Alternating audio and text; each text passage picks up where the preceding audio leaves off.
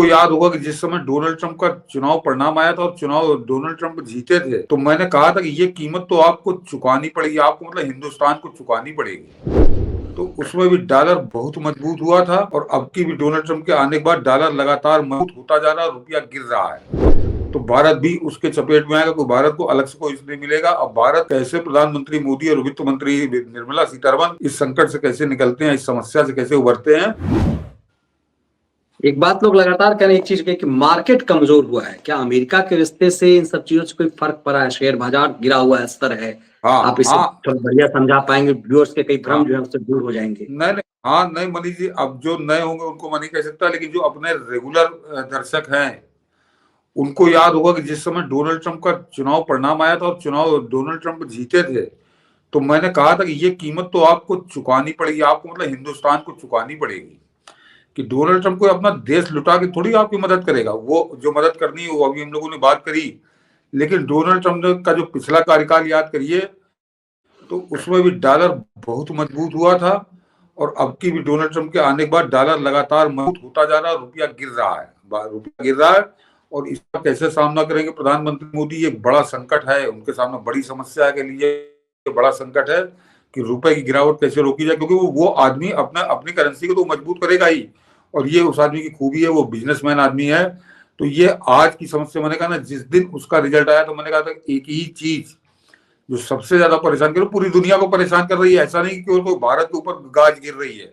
भारत को बढ़ती हुई इकोनॉमी है इसलिए हमको ज्यादा झटके लग रहे हैं, तो भारत भी उसके चपेट में आएगा, कोई भारत को अलग से कोई नहीं मिलेगा। अब भारत कैसे, प्रधानमंत्री मोदी और वित्त मंत्री निर्मला सीतारमण इस संकट से कैसे निकलते हैं, इस समस्या से कैसे उभरते हैं, ये इनके ऊपर है। आप ये सोचिए कि डोनाल्ड ट्रंप आपकी कोई मदद करेगा तो आप गलत सोचते हैं, आप गलत अपेक्षा कर रहे हैं उससे।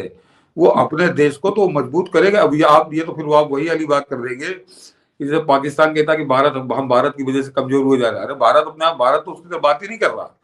तो वो ये समस्या है। और अब इसका ये हम लोग को देखना कि हमारे वित्त मंत्री या प्रधानमंत्री क्या करते हैं। ये वित्त मंत्री निर्मला सीतारमण की भी कसौटी है, अग्नि परीक्षा है, और ये प्रधानमंत्री मोदी की भी है। ये बिल्कुल, क्योंकि समस्या है। शेयर बाजार गिरा है तो लोगों को लग रहा है कि बाजार कमजोर हुआ है, तो ये चिंता का विषय तो है। नहीं देखिए, बाजार की जहां तक बात मनीष जी करिए, तो बाजार ओवर बजट था। बाजार जो है ओवरफ्लो कर रहा था, और जितना उसको बढ़ना चाहिए था उससे वो बहुत ज्यादा बढ़ चुका था। तो अभी तो मैं जितना अभी तक गिरा है उसको मैं करेक्शन के रूप में देख रहा हूँ कि अभी करेक्शन हो रहा है, यानी सुधार हो रहा है। और अभी करेक्शन इससे ज्यादा बहुत ज्यादा नीचे चला गया तो होगा, अभी 70,000 70-75,000 के बीच में रहेगा बाजार तो ठीक रहेगा।